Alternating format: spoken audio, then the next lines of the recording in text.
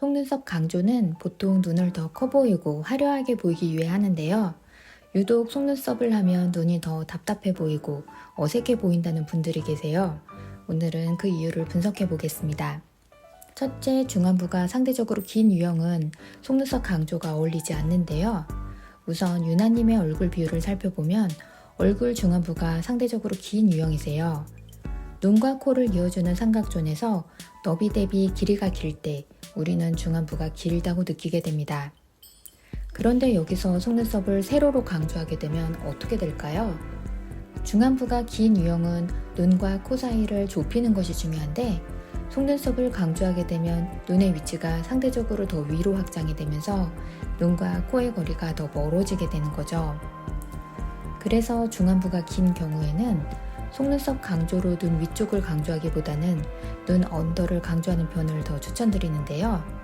눈 아래에 음영감을 주고 언더 속눈썹을 그리게 되면 눈의 영역이 아래쪽으로 확장되어 코가 짧아 보이는 착시 효과를 얻게 되는 거죠.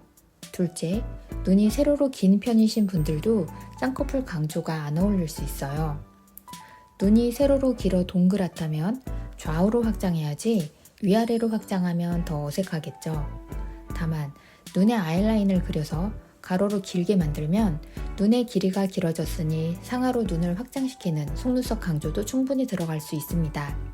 눈이 세로로 긴 동그란 눈을 가진 분들은 무조건 속눈썹을 강조하면 안 된다가 아니라 가로폭을 좀 더 길게 만들면서 속눈썹을 강조하는 것이 좋다라고 이해해 주시면 될 것 같아요. 셋째, 한물 눈이신 경우도 속눈썹 강조가 안 어울리기 쉬운데요. 돌출눈은 3차원적으로 접근했을 때 안구가 돌출되어 있다 보니 속눈썹을 강조했을 때 확장될 수 있는 영역이 훨씬 넓어 보이게 돼요. 눈 아래 길이라든지 위아래 길이감이 한물 눈에 비해서 효과가 극대화될 수 있는 거죠.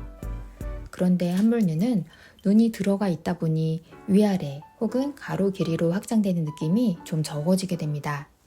눈썹과 눈 사이의 거리 비율이 1대1일 때 황금 비율이라고 하는데요. 한물 눈의 경우 눈과 눈썹 사이의 거리도 좀 줄어들게 되고 속눈썹도 안쪽으로 많이 파묻히는 느낌이 들 수밖에 없는 거죠. 이 상태에서 속눈썹을 강조하게 되면 속눈썹 안쪽은 파묻힌 상태에서 속눈썹 끝부분만 뾰족뾰족 돋아 보여서 속눈썹의 목적인 풍성함이나 또렷함의 효과보다는 인위적이고 어색한 느낌이 먼저 들 수 있습니다. 그리고 안 그래도 좁은 눈과 눈썹 사이가 더 꽉 차게 되어 좀 답답해 보이는 느낌이 들 수도 있습니다. 그래서 손예진님의 경우는 속눈썹을 강조하고 아이섀도우를 진하게 한 경우보다 속눈썹을 빼고 섀도우도 덜어낸 쪽이 훨씬 눈도 트여 보이고 예뻐 보이시는 것을 확인할 수 있습니다. 아니면 꼭 속눈썹을 강조하고 싶으시다면 섀도우와 눈썹 컬러를 덜어내도 눈의 답답한 느낌을 확 덜어내실 수 있을 거예요. 또 김고우님의 경우 상대적으로 눈과 눈썹 사이에 간격이 있는 편이긴 하지만 무쌍으로 눈두덩이에 음영감이나 라인감이 없는 편이세요. 그래서 이 경우 속눈썹이 길어지고 컬링도 과해지면 인조적인 느낌이 좀 더 쉽게 드러나는 눈매입니다. 그런데 이때 컬링을 뿌리 쪽부터 강하게 C컬로 넣는 게 아니라 끝에 쪽 중심으로 조금 줄여주시면 아이라인 효과도 있어서 좀 더 잘 어울릴 수도 있습니다. 이상 속눈썹 강조가 안 어울리는 유형에 대해 살펴보았는데요.